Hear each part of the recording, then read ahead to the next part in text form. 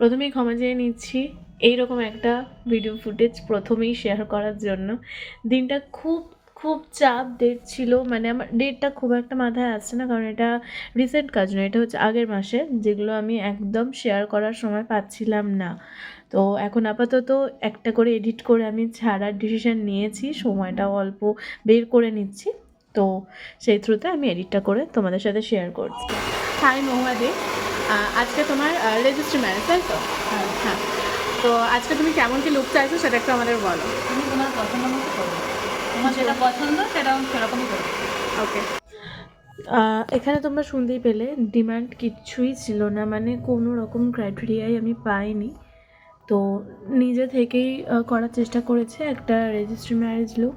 হ্যাঁ, এটুকু আমি জানতে পেরেছিলাম কথা বলে যে সিম্পল লুকটাই বেশি চাইছে, সেটাই বেশি পছন্দ করে। তো আমি আই মেকআপে খুব একটা বেশি ইজিবিজি কিছু করিনি, ওপরে জাস্ট একটা সিম্পল কালার দিয়ে নিচে আমি কাজল টেনেছিলাম, ব্যাস এটুকুই। তাও কাজলটাও হালকার ওপরেই রেখেছিলাম। আর অরিজিনাল যে সাউন্ডটা, যে মানে দিদিটা যে কথাটা বলল, সেটা এতটা সাউন্ড, এতটা নয়েজের জন্য সরি। সেদিন যেটা বলছিলাম একদম ভিডিওর প্রথমেই, প্রচণ্ড চাপ ছিল, মানে আমার পার্লারে এদিকে একটা কাজ, ওদিকে একটা কাজ, একটা ফেসিয়াল, একটা হেয়ার স্পা, একটা অন্য লুক, তো সব মিলিয়ে চারিদিকে সবাই, মানে আমার অ্যাসিস্ট্যান্ট যারা, তারাও ব্যস্ত ছিল, যার কারণে ভিডিওটারও মাঝখান থেকে, তো দ্যাটস ইট। যাই হোক, এখানে দেখো অলমোস্ট আমার কিন্তু বেস কমপ্লিট হয়ে গিয়েছে। বেস কমপ্লিট হয়ে তারপরে হচ্ছে আই মেকআপের যে আবার হাফটা আমি করা শুরু করলাম, মানে ওপরে লাইনার আর নিচে যেটুকু কাজ বাকি সেটুকু। তো এখানে হেয়ারটাও সেরকম কিছুই বলা ছিল না, জাস্ট নর্মাল বলা ছিল একটা পিছনে বান করে দেওয়ার জন্য। আর আমি সেই ক্ষেত্রে বলি যে কিছু আমি জুইমালা অ্যাড করব। তো আফটারঅল কিন্তু পিছনে ভরাট খোপা একটা জুই দিয়ে বেশ লাগছিল, সেটা তোমরা শেষে দেখতে পাবে। আর এখানে চোখটা দেখো এখনই কত মিষ্টি লাগছে। তো চোখের তালাতে আমি যেটা বললামই, খুব বেশি আমি কিন্তু বোল্ড কিছু করিনি, করতে চাইও নি, কারণ প্রথম থেকে যেহেতু আমি লুকটা হালকা ডিসিশন নিয়েছিলাম যে হালকা করব, তো আমি কাইন্ড অফ হালকা রেখেছি। একদম হালকাও বলা চলে না এটা, একদম আবার ডার্ক বলাও চলে না, আমি মিডিয়ামের মধ্যে জিনিসটা রেখেছিলাম, যাতে একটা রেজিস্ট্রি লুক যেটা বেশ সুন্দর দেখতে লাগে। তো এখানে আমার চোখ আমি কমপ্লিট করে হচ্ছে মেকআপ সেট করে নিলাম। আর এই যে সেটিং স্প্রেটা এত পছন্দ আমার প্রথম থেকে, এটা এতটাই পছন্দের, কারণ এটা দেওয়ার কিছুক্ষণ পর থেকে এতটা মেকআপটা গ্লো করে, সেটা তোমরাও দেখতে পাবে।